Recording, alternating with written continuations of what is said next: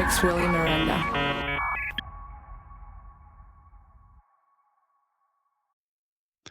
And welcome to the Paradigm Matrix with my special guest, Donna Massey. Donna, how are you? And can you introduce yourself? Tell us a little bit about yourself. Yes, certainly. Thank you for having me, Willie. It's a pleasure. Very welcome. Well, I'm a writer, and I have a book called The Taking. It's a novel, and it's a story of alien abduction. And I've always been interested in the topic of UFOs and alien abductions. And I decided to write this book because I thought it would make a really good, suspenseful, and dramatic story. And I've been kind of following the topic all my life. Other than my interest in UFOs and my writing about UFOs, I'm a writer by profession. I write in for education, and around the country, I write for English language arts assessments for um, kindergarten through high school. And so I have a long background as a writer and an editor as well.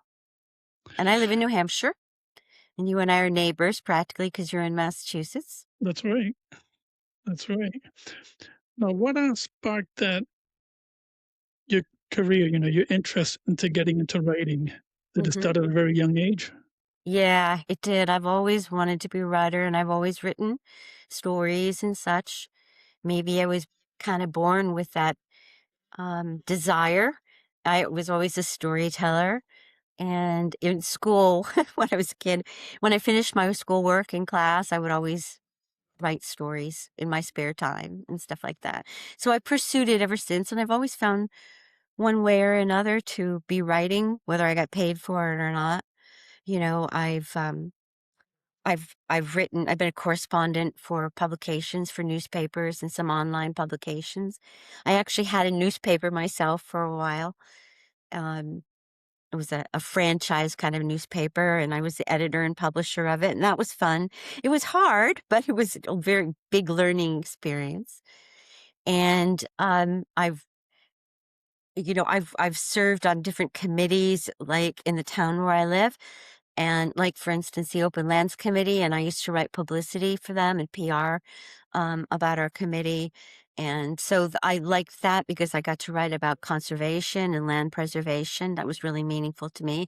I've been a publicist for theaters and for different um, schools and things like that. So one way or another, I've always been writing.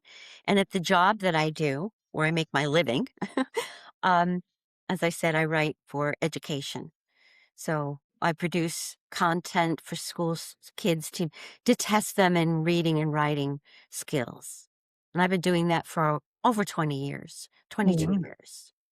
Now, is this across the country, correct? Yes, we produce assessments for states throughout the country, departments of education throughout the country.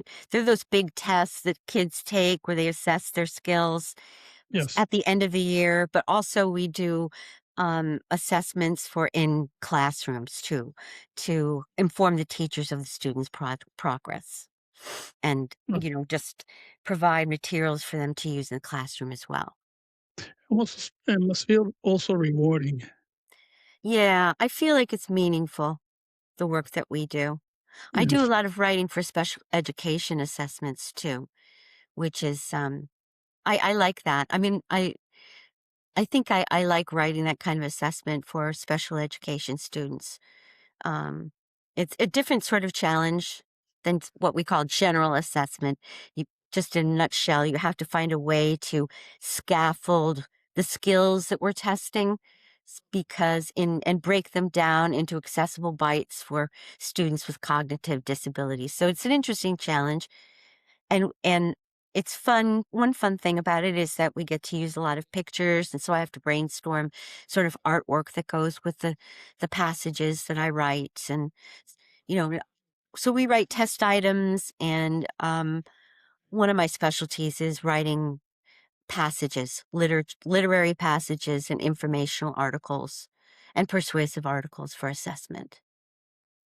And I can imagine the tough part because it almost seems like it has to be almost like a one size fits all type of thing. Mm. with the assessment when it comes to that. You mean for the students, one size Yes, fits all? yes, yeah, Well, almost, almost in a in way, a way. because but we every state has their own set of, um, education standards, and so every project is different because they're based on the state's curriculum standards, Mhm, and every assessment is decided how we're gonna proceed, what they want is dictated by the state themselves, the departments of education, so they're specialized for the client. So they're not all one size fits all. I mean, the standards are often the same, very similar mhm. across different Yeah, that's what I states. meant, you know. Yeah. Yeah, that's what I meant. But, their reading comprehension, author's craft, for instance, those are pretty standard, but the how they get at them is different. So they are they are general, but they're also unique to the states at the same time. So it's very much the best that we can, and the best Yep, that the departments of education can do to be catered to their students. I can imagine that's the, tough part of the job, Yeah, the, all different standards to the all 50 states, I believe. yeah. Now circling back, the taking, what inspired your interest in the UFO folklore and the alien encounter reports? Hmm. Were there any specific cases or stories in your or a personal rabbit hole that you went down and made you say, "Okay, I Well, need to write yeah. this. I need to write a Lot, book about this." well, lots of stories, reports of abductions and UFO sightings um, have really intrigued me. I guess that I should mention Betty and Barney Hill, their case. The Oh, Hills, yeah, are you aware of that? Because of very course it familiar. happened in New Hampshire, right? Yes, So it's very famous here in the state and probably throughout New England and, worldwide because it is considered it's said to be like the first modern UFO abduction story. And it happened way back in 1961. correct. Um, And it's such an intriguing story, and there's so much physical evidence to support that something very strange did happen to Betty and Barney that night. And that also makes it fascinating too. So No, it I've does. known about that story all my life, and I've actually seen Betty Hill around here. She's died quite a long time ago, but Yes. I'd seen her a couple of times just because I'd been to at a couple of restaurants and she happened to be out to dinner at the same time. And like, "Oh my gosh, that's Betty Hill," you know? Yeah. I never went over and said hi, but I was, like, excited to Oh, see of her there. course, of So course. that's certainly one story that's, intrigued me, and you have there's also another incident from New Hampshire called incident at Exeter. At I Exeter, don't know yes. if you're Oh, I'm very familiar with familiar. that, As a matter of right. fact, I've been to the conference, the festival maybe 2 or 3 times already. Yeah, and that's where that poster on my wall came from the UFO festival a few years Yeah, ago. it's very familiar because I got one that's autographed also by the speakers. Uh, Uh-huh. I have it hanging. I got 2 of them in my studio here. Yeah. Yes. Yeah, it's a very good festival, as a matter of fact. Yes, it was fun. I've only been once when I got the poster, but I definitely did enjoy it. And it's big, and thousands of people go to it. Oh, yeah. Oh, yeah. And it always seems to be a beautiful day. I think it's I around, know. I think it's around usually around, I don't know if it's Labor Day or I Early in believe September. I yeah, think it's some early weekends it September. has been Labor Day weekend. Yes, yes. And it falls on that weekend, and usually it's been great weather. Mhm. You know So, those 2 UFO stories, just because they're from New Hampshire and I know a lot about them, but I don't know, I'm just intrigued by them in general, and I've always been somebody who's watched a lot of documentaries, and I've read a lot of books and, check the MUFON site to see if the latest reports that they've got on their website about it. So I've just very much followed it closely. And in my bio, when I was in grad school in an anthropology class I took, I wrote a folklore ethnography about UFO folklore. My professor kind of was skeptical of my topic, and I had to sort of convince him he didn't he didn't think that it was necessarily appropriate, but I kinda convinced him that I would be, and I did, and that was really fun, and interesting. So, I was very immersed in it, in this whole alien thing in that during that time, and I interviewed investigators, I interviewed witnesses. I tried to, be allowed into groups of, like, support groups for alien abductees, Yes. but I never got permission to join, to come and talk to people. They were very, you know, concerned about being ridiculed. I don't know. Maybe they thought that's what I was gonna be doing if I went there. I that's part of it. It's such yeah, it's before we started recording this episode, um, I went into some details about how this is you know it's a subject that's very popular, you know, now, but also the experiences themselves are pretty much, it's hard to speak about Yeah. your personal experiences, especially when you might get that side-eyed look, like, is this person for real? You know, uh, Mhm. and it's always going to have that apprehension on the person. It's a personal thing. It's a Yes. personal story.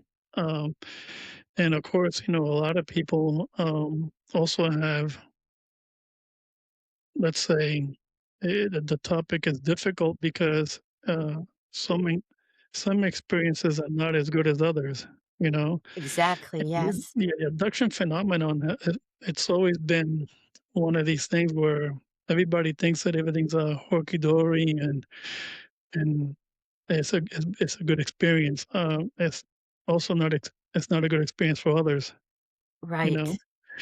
and I've always been uh, I've had my let's say a soft side to the experiencers because just because of that fact.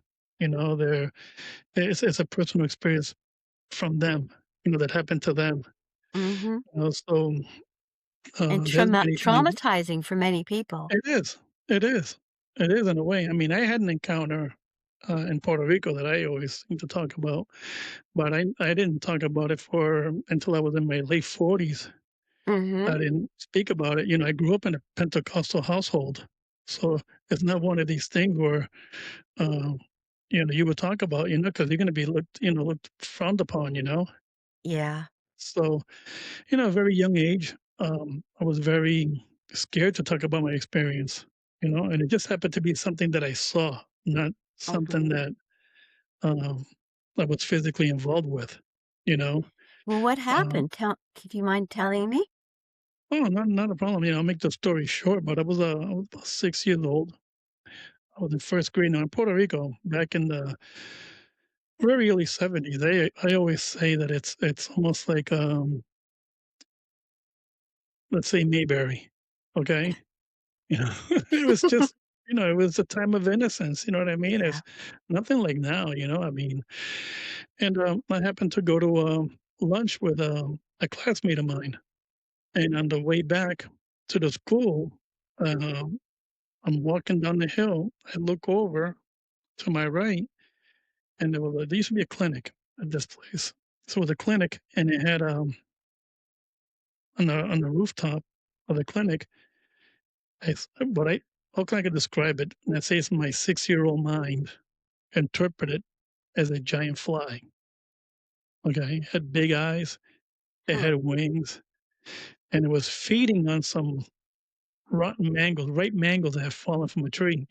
Okay, and I looked at it, it stared at me, and it must have been like 10, 15 seconds. Sometimes it seems like an eternity. Yeah. Okay, um, I said, "Wow, that's strange," and I just looked over. My friend was way ahead, and I called out and said, "Wait for me." And I never I never brought that up to any of my family members, Uh-huh. okay, because of that fact. I mean, you don't want to get ridiculed, you don't want "Okay, what's wrong with him?"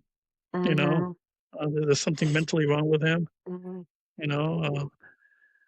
these things you didn't bring up back then, in the old school days, okay, Mhm. when we were growing up, and especially in a strict Pentecostal household, Yeah.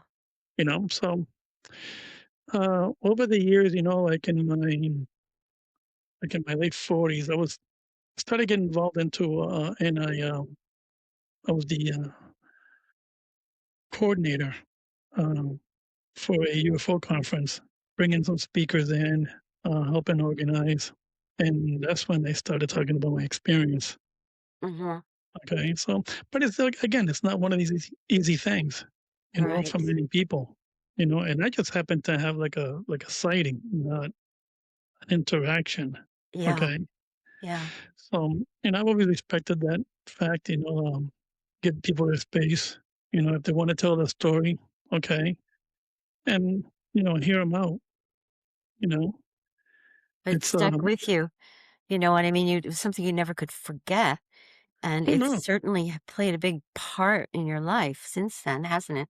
oh yeah, of course, and in a good way because I've been able to interact with other people, Mhm. who've had experiences, had sightings, and of course, I touch on the subject a lot, but in Puerto Rico, it almost happens to be one of these like a hotspot, you know, so Yeah. many things go on. It's a little island, little enchanted island that a lot Uh-huh. goes on, Uh-huh. you know. Oh yeah, Well, that's interesting that your experience happened when you were a child. Actually, I had an experience when I was young, about your age. I think I was in 2nd grade at the really, time, and that, I'm sure, had an influential, effect. It influenced my interests that I've had all my life too. And I was in the 2nd grade, and I was at school, coincidentally, and from what I know about a lot of these reports, many times children are at school and these things occur, like in Zimbabwe years ago in the 90s, those children yes, in the schoolyard at recess. There was another one like that in Australia, also in Wales, um, that same thing happened. But mine briefly was that I was in the playground, and it was recess, and I was kind of sitting by myself on a swing or bench, I think, and I just happened to look up, and there was a cigar-shaped object in the sky above me. It was kind of at an angle, in front of me at an angle, and it was high up, but it didn't look really high up. It was like looming there. And my first thought in my child brain, you know, was that looks like a plane, but it doesn't have any wings. So my reaction to it was at first was I was just puzzled and startled by it. I wasn't really scared. I think I was a little nervous, but I was just like, whoa, what is that? It looked to me like it had windows. I can't be sure now, but I think it did. And it just really glistened in the sun. It had a lot of, it was almost like it looked like a prism a bit because the sunlight was reflected upon it. So it okay, had blue, pink, purple colors, very, very shiny. And I remember being struck at how shiny it was because I don't think I'd ever seen anything as shiny as that, so highly polished metal. And so I was looking at it, and then think I turned my head away for a second, and in that brief moment that I wasn't looking at it and I had turned away, when I looked back at it, I had a really strong sensation that I had lost time, that something had happened, but I didn't know what, but I knew that something had happened, and I was very puzzled by it. But when I did look back at it, suddenly, instead of just being curious or a little startled, a little nervous, I was absolutely terrified. I was so scared. And it was still there. So I just took off running as fast as I could. Now, when it all began, I wasn't the only kid in the playground because it was recess. But when I, you know, looked back and I got scared, I realized nobody else was there. So I started running back to class. and I was worried that the teacher was gonna be upset with me that didn't show up on time, Mhm. and I just ran down the hallway, and I, went right through, pushed open the door and walked by the whole class. The teacher was already up there teaching in front of the blackboard. She didn't say anything to me, which, quite frankly, I was really thought that was strange that she didn't say, "Where were you?" or anything, or even look at me. She just kept talking. And then I sat down at my desk. And it seems to me that the minute I sat down at my desk, I forgot all about it. The memory just disappeared from my head. But then, as throughout the years, through my childhood into adulthood, I would remember it. I go, wow. But then I'd forget it again. So it was buried in my subconscious mind, but it kept coming back. Except that every time I remembered it, it was as if I was it remembering it for the very first time. Mhm. Then sometime, I don't know how long it was, I have no idea, but I was an adult and suddenly I remembered the whole thing and I never forgot it again. And I remembered all those times having remembered it and forgotten it and then remembered it again. And so ever since then, I'm like, yeah, I remember that now. And it's firmly planted in my mind right now. So that was my strange encounter. And sometimes I wonder whether it really happened or I dreamed it. I don't know. It's a very odd thing for me to have had. A, I mean, kids have a vivid imagination and they imagine lots of things. I mean, Yes. I always had a vivid imagination. I still do. Um, but I don't know why I would have concocted that as something as No, that happened to me. Anyway, no, I you really didn't. don't know. I think it happened, but if I had to, swear in a court of law, I could not be so sure as to say, yes, it absolutely happened to me. No, I understand that, and I listen, I sympathize with you because, um, for many years, I felt the same way. That memory is it's like yesterday. Even though I didn't speak about it and I put it back in my subconscious, it would come back at times Hmm. without even me recalling it, Yeah. okay? It would just come back to me, and Yeah. it's kinda telling you it did Well, happen, that's what they, okay? It did happen. As a matter of I fact, tend to, I tend to think so. I tend to yeah, think so, but that was the only sighting I've ever had. And when the time came when I remembered it always, forever, I didn't mhm, tell anybody about it for a long time.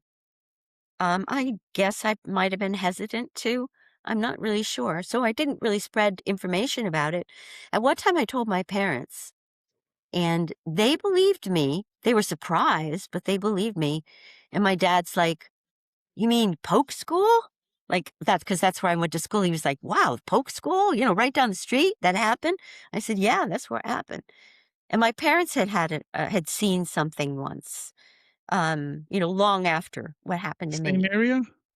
No, they were in Vermont at Lake Champlain Okay, for like a few days, and they were staying at a hotel that was on the lake, and they woke up in the middle of the night, and they just went to the window, and there was an object floating, hovering over the water, a glowing object, like looked like a saucer shaped, and it didn't move. It was just hovering there, but oh, they were like, "What's that?" And they watched it for quite a while. And it was just stayed there. Now there's an mm, airport around there and stuff, but this thing was not moving. It was just above the water. yep, They watched it for so long and it wasn't going away that they went back to bed and went to sleep, you know? They're like, "We're wow, waiting for you to do something, but nothing's happening." So they always, and I remember them telling me that, and they thought, "What the heck was that?" They always wondered, "What was it?" it was unexplained, yeah, It was unexplained. Yeah. yes. Yeah. I don't know if you know this, but in, Lake Champlain, there is a, uh, creature they call chappie. Yes, I know. Yes, Yeah. yes, so and also that, uh, there have been so many reports on UFOs hovering over water. Mhm. Okay. There's been also some reports of them either coming out of water, bodies of water, or them extracting water. Okay. Yeah. I've even heard some reports. I've read of reports of UFOs going over swimming pools and pulling out water Uh-huh. out of the swimming pools, which is, Right. uh, I mean, Like, what do they imagine. want it for? To power their to for power? I mean, what, you Correct, know? correct. And Who imagine knows? seeing something like that, and you're gonna share that story. They're gonna again, it's always gonna be that, um, in our nature to, something so unexplained, so out of place. Correct. Yes. That Yeah.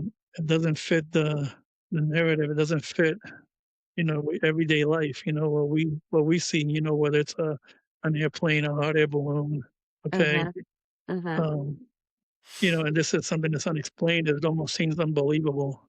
Yep. And many people, again, uh, it's amazing how, I've run into people who have told me I've never talked anything about this, and I never will. I won't share it with anybody else. And I've had family members tell me the same thing. I've had this experience, but I won't talk about it. No. No, that's very common, isn't it? Yes.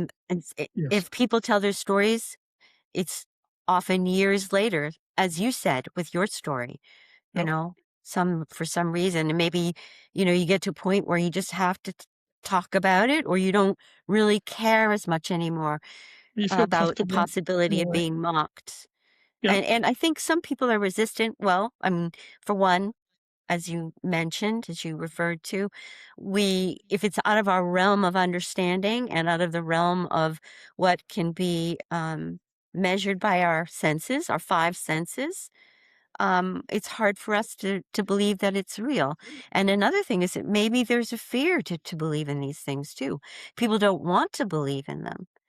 They don't want to even open the door to the possibility because it is scary to It is. think so. The unknown Especially, is scary. yeah, the unknown is scary, and we don't know if it's real. Well, I think it's real. Whether what are the motivations for interfering with our lives here on Earth? Are they good? And Are they that's bad? Are they, what do they a want from us? We very don't good know. point, Donna. Very good point. But when I think when we were talking about it a little bit earlier, I wanted to in my book, The Taking, that's what I wanted to capture was the experiences of the person who is abducted, because it's not just like a story of aliens, it's a story of humanity and individual human beings and the impact on them when this kind of thing is happening to you and the trauma that you have to deal with and how do you deal with that? I mean, if you're an alien abductee and you have had how do you know you don't know when it's going to happen again? You have no control over things. How do you find a way through all of that so you can not be fearful and you can maybe have a relatively happy, normal life? Is it even possible? What do you do? And what do you do if people don't believe you or you're afraid to share it because you think people won't believe you or you'll be ridiculed? And what about the people who love you? If they know that this is happening to you, the fear that they must have about it, surely do have, because Of course. there's nothing they can do about it. All you're doing is just waiting for it to happen again, not knowing when it's going to happen.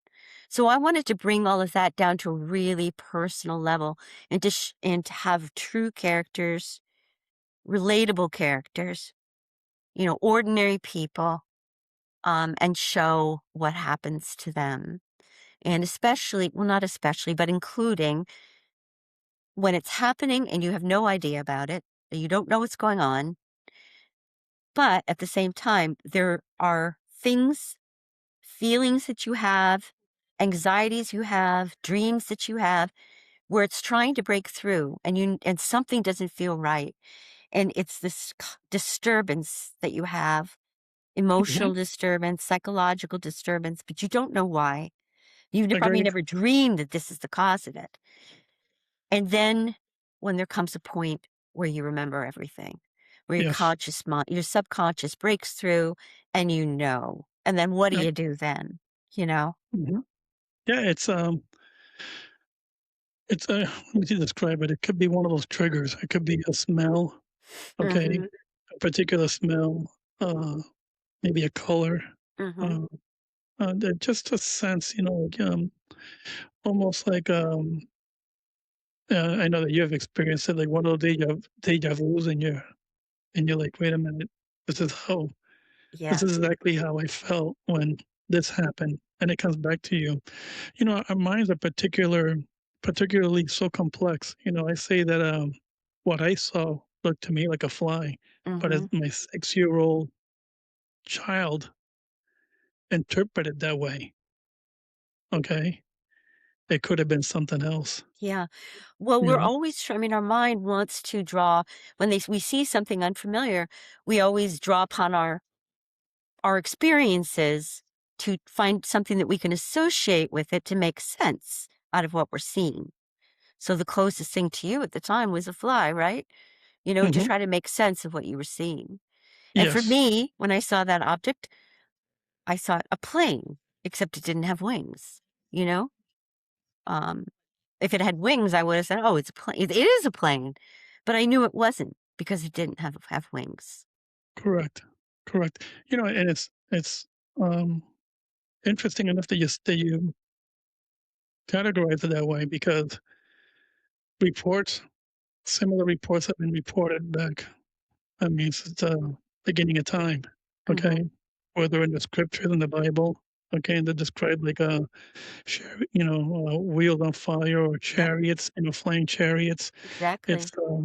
it's the way that these witnesses are going to describe it. They're going to describe it as closest to something in their reality Yeah. as as much as they can. Like you and I, you know, and it's very interesting, and that's why the phenomenon is so intriguing to me. You know, um, I think you kind of get a sense of and sympathy because and sympathize with the people who have had these encounters. Yes. And as a matter of fact, I personally know someone who has had encounters like this since his childhood. And Mm. they have a difficult time, like you were talking, like you were mentioning, how they go through life. It's for some people, it's harder than others, you Yeah. know. And this particular person that I know it's affected him. I mean, it wears on this person. I mean, physically, you can see. Uh, it's almost. You ever Extreme. seen somebody who has suffered from a lot of anxiety? Yeah. Okay, Yeah. and they age differently. You know what I mean? And it seems that they're pretty much worn out. And it's tough. I mean, it's tough to see. And it's tough to see in someone. Because you would never want to see somebody like that. It's true. I've And met people who have told me that they've been abducted. And yes, most definitely, a lot of them are very, you know, nervous people. mhm, And it's like they're carrying around a weight with the knowledge that's the knowledge of something that nobody else believes or understands. And the only way that you could begin to understand is if you experience it for yourself. So it's kind of an unrelatable experience, you know? yes, yes, It's not yes, like talking about some other problem, like, oh, you know correct. what I mean, a broken up relationship or something like that. A common experience that's common to every human being or our human concerns. It's very different. And in my Yes, book, I wanted to show empathy for these people who are going through, and I wanted to point out how it's very hard, and it's like it's kind of PTS, post traumatic yes, it is. stress. Yes, it is. And the For girl many in people, it is. the character, in my story, the main character, I mean, she starts out, she's a young girl, and then it goes through a period of about 10 years when she's a teenager. And she's dealing with this all her life without knowing about it, and it affects who she is and what she becomes. In some ways, it makes her stronger, you know, and it shapes her personality. It turns her into somewhat of a fighter because deep down she she was victimized, by these experiences. She is victimized. So she develops a real empathy for other people that she sees that are being victimized. Like there's a girl, somebody in school who's being bullied. She hates that sort of thing. And she Hmm. stands up for these people. Um, so yeah, so I tried to show that too, how it can shape your personality for sure. And the people around you, I mean, it has an impact on them too. No, I know this is a work of fiction, but you've been inspired, okay, Yeah. by people who have had these experiences. And you know what? Is there a particular one, not to mention name, a situation where you have seen something very similar to the story that you're able to put down in print? Well, no, it's the story's all made up. I mean, of course, I draw on some of my knowledge about these experiences and some of the missing time, the dreams, all of that are part of the alien abduction experience for a lot of people. I don't know if it's totally universal for everyone, but that's really so from facts about cases, but not the story itself. But I'll tell you what gave me the idea for this story, for this approach to the story, and what made me interested in wanting to explore the experiencers' feelings and emotions, um, and to show them to people and make it, a really um, have the reader relate to these people and care about these people and worry about these people is because I started reading books, the works of John Mack, Yes. psychiatrist from Harvard. And he wrote, well, as you know, um, your listeners may not, but he treated almost 100 patients who seemingly were alien abductees. And he didn't, he knew that was before he started treating them, he knew that they were saying that, and some of them weren't even saying that. They didn't know what was wrong with them. But as he treated them, all of these details came to light. And what he tried to do in his therapy was to find a way for them to cope with what was happening to them so they could get through life without Yes. fear. And Yes. and and I thought, wow, I have to tell you that that was the first time I thought about alien abductions in that way. I never I mean, I knew people were traumatized and because I've heard all the stories and what they went through, but to make it that personal and that deep and that profound, I hadn't really thought about it until I started reading Mack's work. And Well, that's when it struck me that, wow, I think this would make a really dramatic story and a suspenseful one. And as I said, I wanted to show readers what it's like for some people. Now, whether they believe in the alien abductions or not isn't really the point. If they can believe it within while they're reading the story, you know what I mean? That's what matters mhm. most. Some people who read it won't believe in alien abductions, but it's a suspenseful and somewhat scary story sometimes. So I hope they'll appreciate it and like it for that. But while they're within the book, that they can, be concerned about the characters and be worried for them and wonder what's going to happen to them and how is this going to end? And oh my God, what a thing to be going through. Now going back to John Mack, he did such wonderful work in his regressions, when he Hmm. had these people in regression. I don't know if you heard, Betty and Barney Hill Hmm. when they regressed. Yeah. Listening to Barney was, is to me was tough, because you could hear the fear Yes. in his voice, you know, Absolutely. and I don't know if you remember the movie, James Earl Jones, portrayed Barney. I did see my husband and I watched it maybe a year ago, and we watched it on Amazon Prime. I knew that Yeah. it existed, and I'm like, "I wonder if I could find it," and we did watch it. It was a good movie. Oh, I yeah, liked them. I and thought they were really good as Betty and Barney. yeah, and I think, the story was portrayed, it was I think one thing, when I was a kid and I watched it, watching the beings, 'cause they were all dressed in black, and Mhm. you could really see their faces, so they had that mystery about them. But again, watching, and hearing Barney is as if you ever heard the tapes.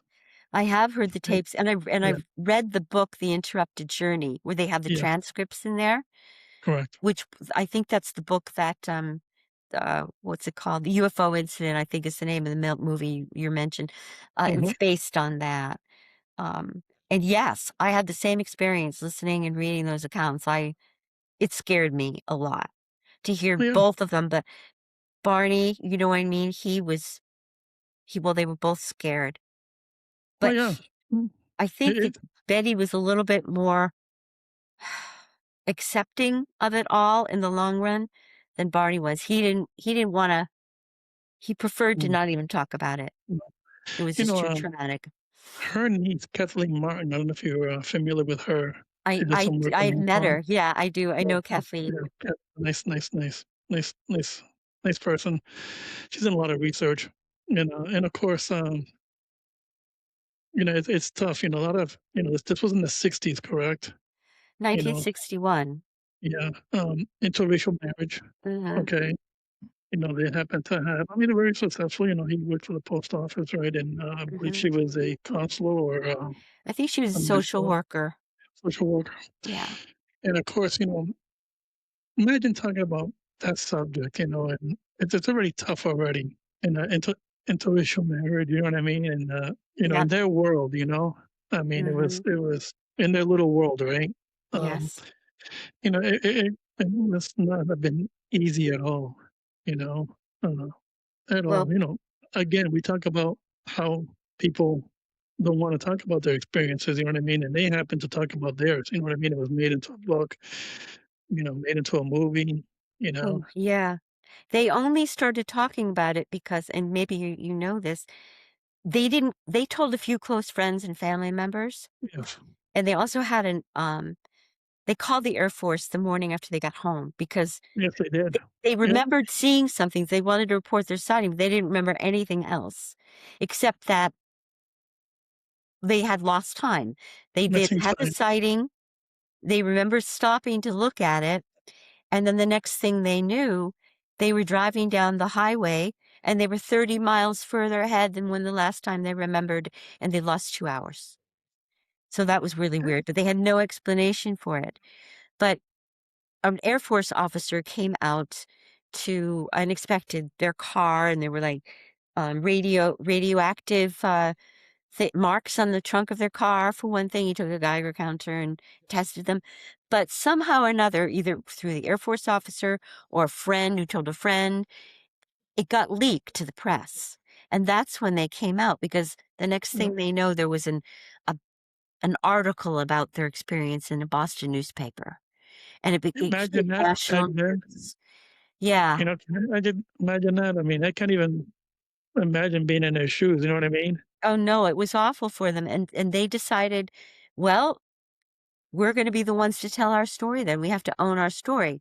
So they agreed to do an interview with Look magazine, and that's how it became, world famous for after that. And after that, you may probably know, Betty became, a real activist, and she never let it go. She was always interested in the topic. She corresponded with people all over the world, Yes, scientists, yes. people in the military, etc. Um, but Barney really didn't he wanted to just put it behind him. And talk about the impact on people. Well, Barney, he died young. He was only 46 years old. Yes. He had a Unfortunately, I think yes, he had a cerebral hemorrhage or a yes. stroke. So Mhm. you gotta And wonder. I always look at those photos, and you see them, and you can tell kind of the personalities that they were, Mhm. Uh, obviously they loved each other, you know, and you could just see that, Barney was that type of, like a private person, you Yes. know? He And was very stoic. private. trying to be Yes, stoic. yes, correct word. Yes, stoic. Very stoic, very again, a very private person.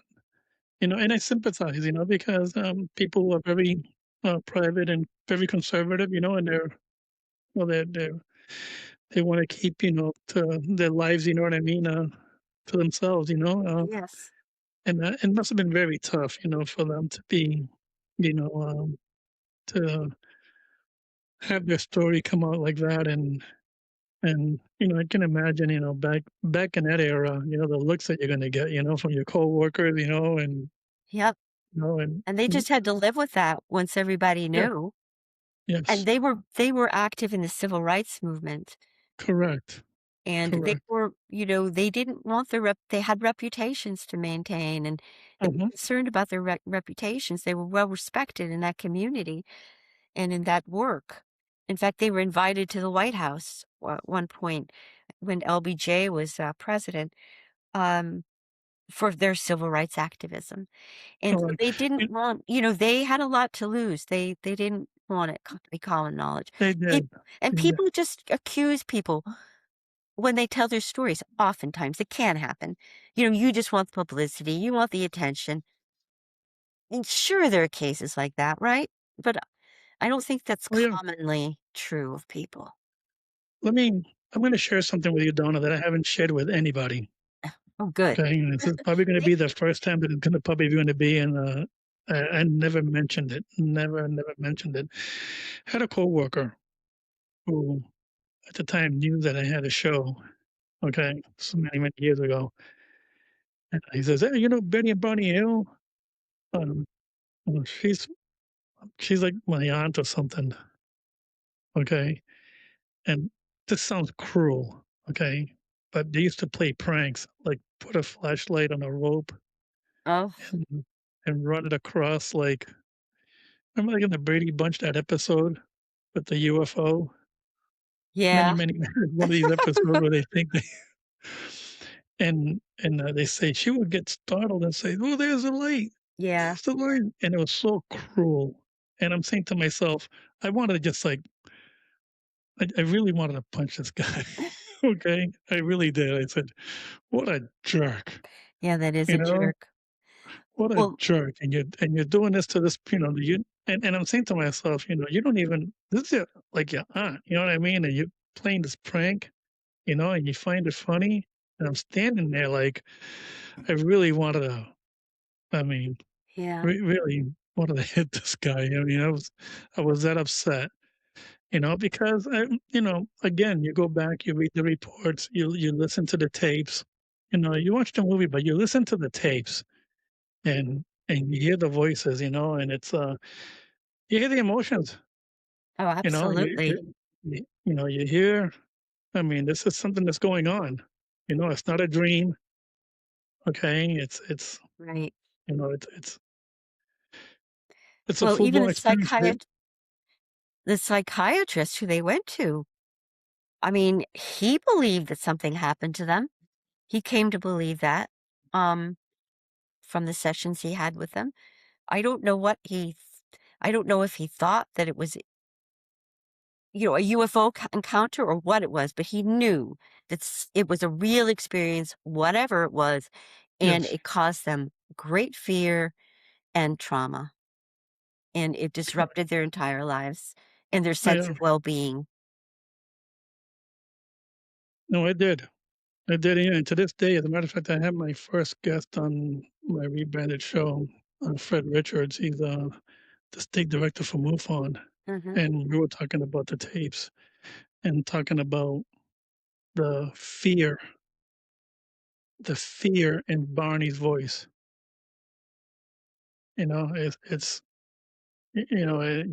can feel it. You know what I mean? Yes, It, yes. And you and know what oh, I'm sorry, I'm oh no, go interrupting. ahead, go ahead. I was going to say that one moment from those tapes that really free I'm like, "Ooh, wow, that's awful," is when Creepy. was when they had stopped and he was looking he had a pair of binoculars with him, and he got out of the car and he just went and sort of stood next to this tree where this object was hovering above the tree. And he looked at it through his binoculars. And he talks about, and he saw beings on the craft. And he thought they looked like they were dressed as in Nazi uniforms. That was his impression, Yes. or something similar. Now, who knows, whether they were actual, the stories about Nazis taking, being disappearing with aliens from World War II and stuff like that. Who knows if they were real Nazis, but he had served in World War II in Europe. And so that was a part of his frame of reference. And for some reason, because he identified, I suppose, Nazis with, harm, The fear, black gear and dread. the black uniforms. Yeah, in the black The black uniforms, the uniform. SS uniforms, Yes. or the Gestapo uniforms or whatever. Understandable. But but then he said when he was looking at through the binoculars at them, they were speaking to him telepathically, and they were saying, um, "Stay where you are. Don't be afraid. Stay where you are." And he was like, "Hell no." He was thinking because he had the distinct Yes. knowledge that they were going to capture them. And Yep. he was terrified as soon as he realized that. And at that point in the tape, when he's talking about that and he recalls it, and just his fear that he knows they're after them and they've got to get out of there and run like rabbits, was that really gripped me, that part. But then, Yes. he starts running toward the car and he's like, "Betty, Betty, get in the car, get in the car." And she did. And then he got in the car and he actually, and Kathy Martin told me this, um, he had the binoculars around his neck and it had a leather strap. And as he was running, he pulled those binoculars off of his neck so hard that the strap snapped, you know? And they got in the car and they rushed off down the road. And that was that.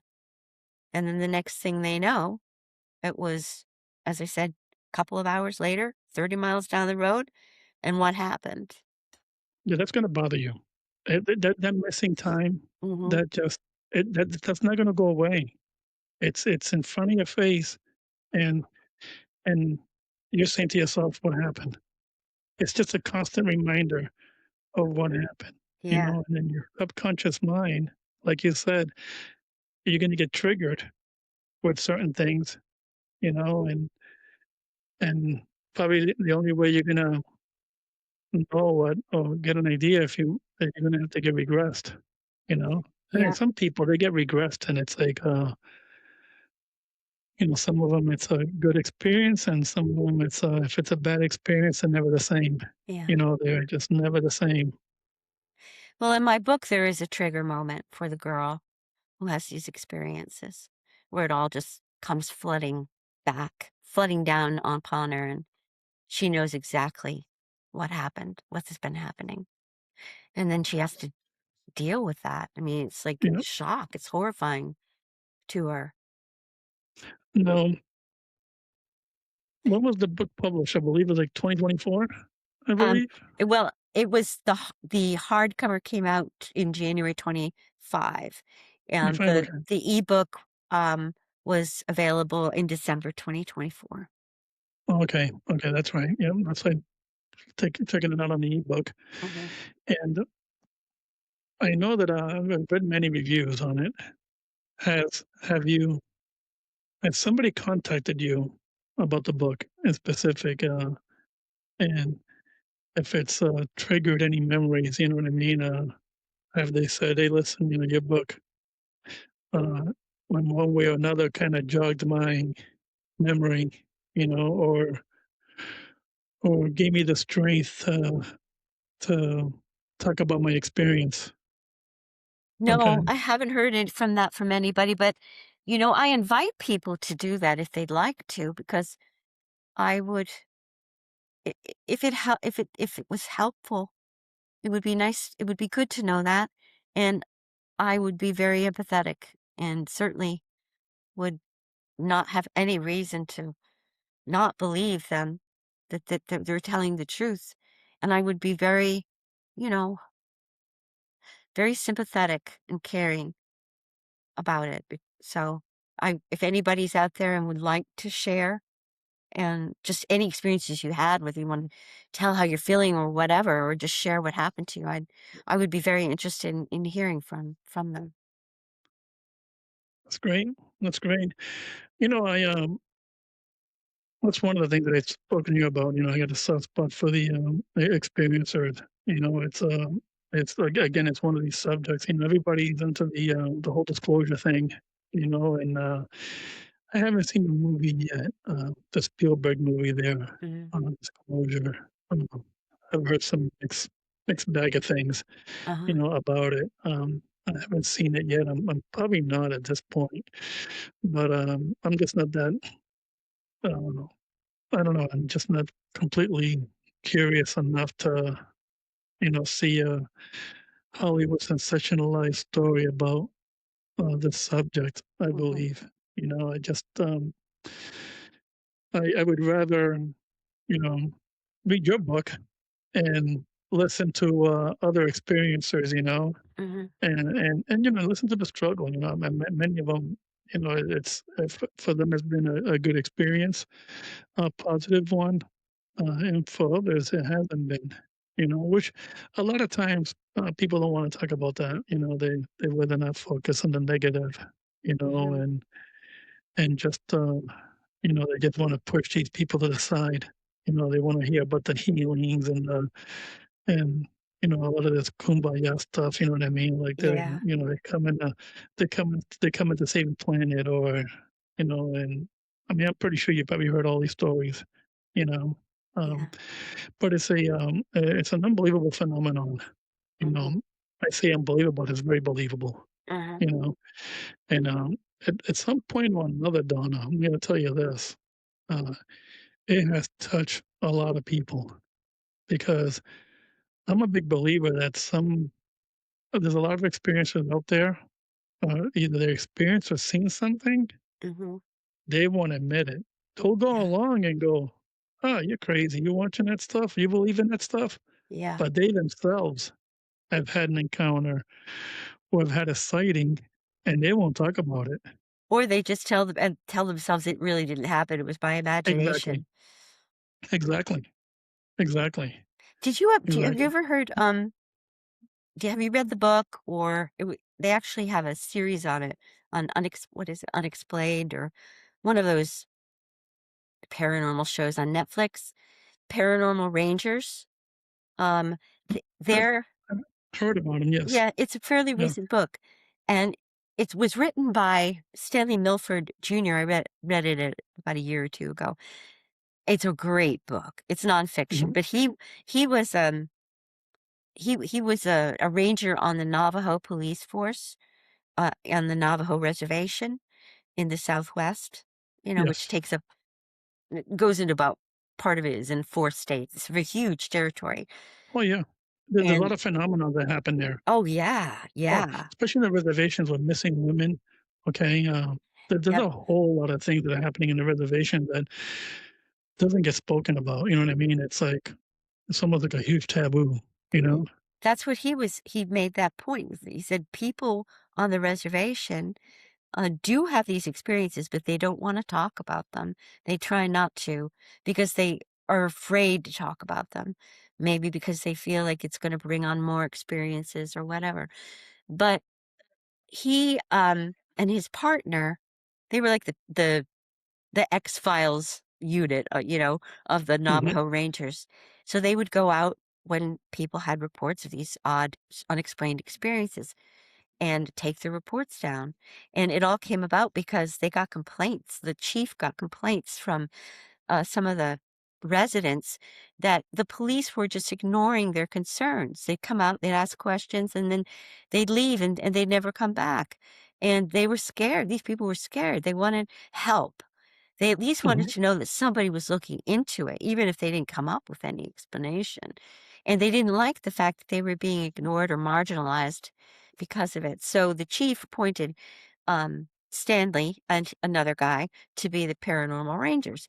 And so they, for like a long time, they went out and they responded to these calls. And these calls were incredible. I mean, they investigated everything from Bigfoot, UFOs, skinwalkers, witches, you name it, the whole Yes. shebang. And the book is full of these stories of And these and I'm one to reports. believe that this is all related, whether it's, the paranormal, the cryptids, Hmm.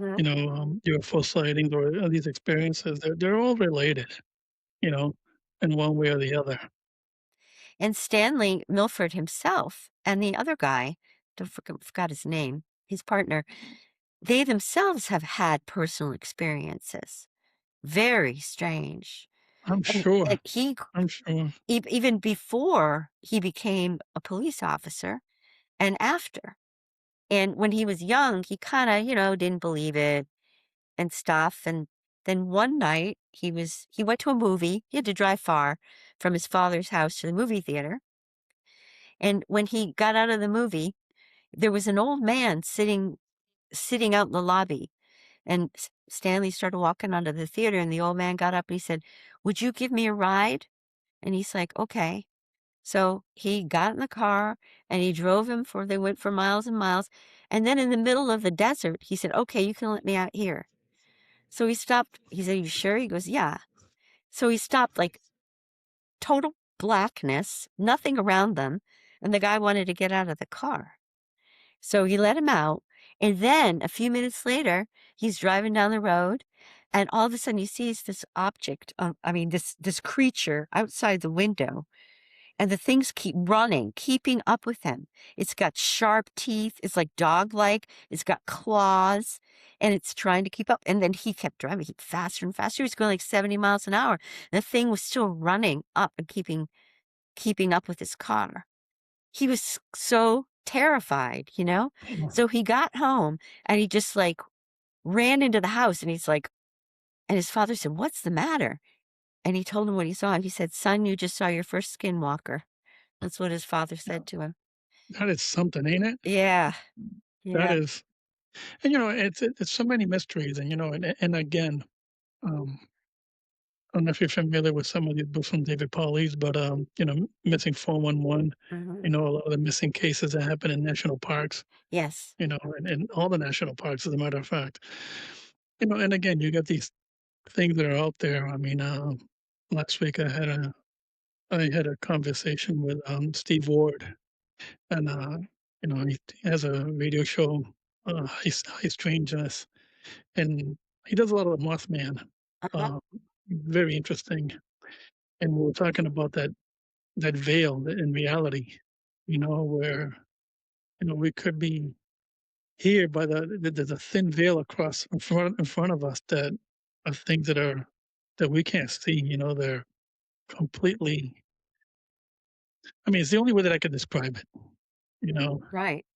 we live in such a paranormal world, let's say, you know, and some of these things that for us are just we can't explain.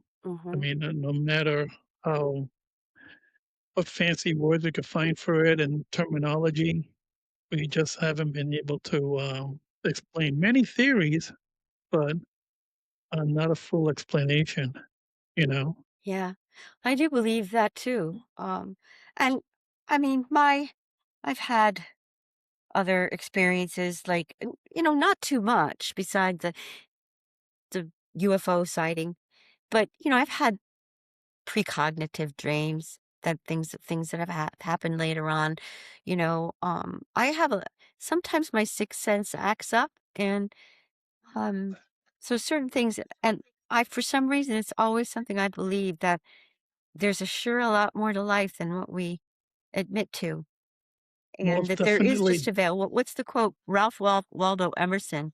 He said something about, he was a transcendentalist and he believed that, that in he did believe in alternate realities and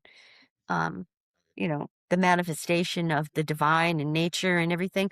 He said reality is a revolving glass door, meaning You it's where there's a door, but you can go through it. You can see through it if you have that perception. If you allow yourself to perceive it, you can.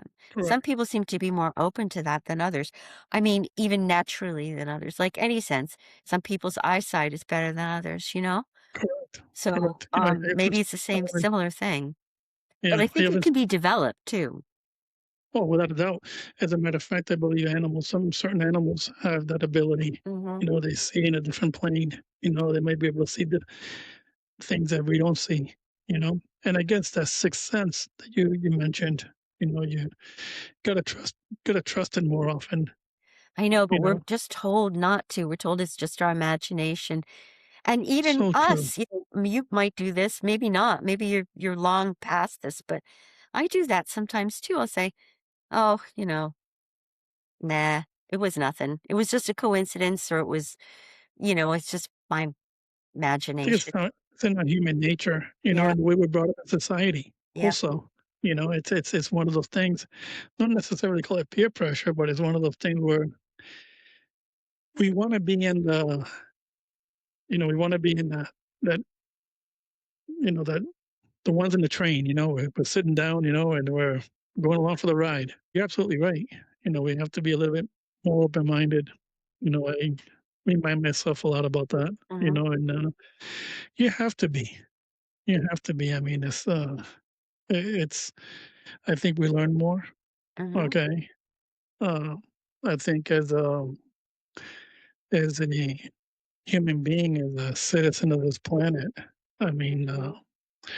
I think we do ourselves a favor if we be a little bit more open minded. You know, when it comes to this phenomenon. You Yeah, and know. if you tap into the good energy, the force, the Yes. good force, like from Star Wars, may the Yep. force be with you. um, God, Yeah. if you tap into Yep. that, and I find that I have a feeling that God is always with me if I'm open to it. I feel that in my life, in my heart. And it's got, I do it often enough that it's natural to me. And I just have such this sense that I'm not alone at all, Well, you can feel the difference, correct? Yes, it's so Yeah. comforting. It's a Yeah. blessing, and I just feel washed over with like I'm part of something. It's nice. And I don't Yeah. wanna live without that. I don't want anything to do with the dark side, believe me. But that Mhm. divine energy that I know is there, Yes. I Yes. feel blessed when I feel touched by it, you Well, know? that's fantastic. I mean, that's the way I feel also. You know, I mean, a lot of people shy away from that. You know, and but at the end of the day, I mean, there is a good versus evil. You know, Yes, there is dark, absolutely. and light is always going to prevail. Mhm. You know, it's going to prevail one way or another. It always does. Ultimately, Yes, yes, yes. You know, Donna, your book, and how can we purchase your book? okay. Well, it's on Amazon. There's a link on my website. That's probably the if people want a link to the website, I mean, excuse me, a link to Amazon, go to my website. It's DonaMasi.com, DonnaMassey.com. And there's on every page, up in the right-hand corner, there's a button where you can just click on it and it'll bring you right to my author page on Amazon. It's also available through my publisher, which is Collective Inc. Um, so just you could Google Collective Inc. and look the book up, The Taking by Donna Massey there. It's on Barnes and Noble too. It's on a bunch of different retailers online. But I guess the most straightforward way, without me being able to, provide a link right here to Amazon would be to go to my website and DonnaMassey.com and just use the order button and it'll bring you to the Amazon page. Fantastic, fantastic. Well, I'm going to be putting the entire description and the website on the description on the YouTube Wonderful. Thank on the you. channel. You know, and again, thank you so much for being my special guest, Donna. You know, and to my listeners out there, thank you very much. The channel is slowly growing, and just please like and subscribe if you like the content. Again, Donna, thank you so much for being my guest, and I hope to have you on again. Oh, I'd love to You know, come this is back. a enlightening conversation. It was really fun to talk to you and to meet you, and we talked about such a variety of different topics, and I'm sure we could go on forever, Oh, you're if telling if me. somebody allowed us to, all night long. We'll sit around a campfire, right? Tell That's scary right. stories. That's right. Those are the best parts right there, when you get to do it in the campfire. Yeah. But this certainly felt like it, and of course, good company. Again, thank you for your time, most of all your time and your patience. Oh, you're welcome. Thank you very much.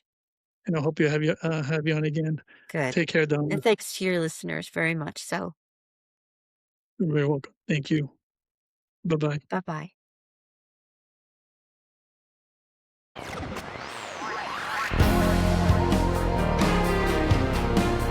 Welcome to the Paradigm Matrix with your host, William Miranda.